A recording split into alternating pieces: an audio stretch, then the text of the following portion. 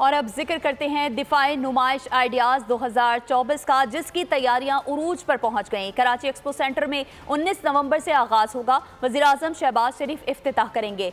55 ममालिक से 550 से ज़ायद कंपनियां स्टॉल्स लगाएंगी। ट्रैफिक प्लान भी जारी कर दिया गया। तफसीलात जानिए इस रिपोर्ट में।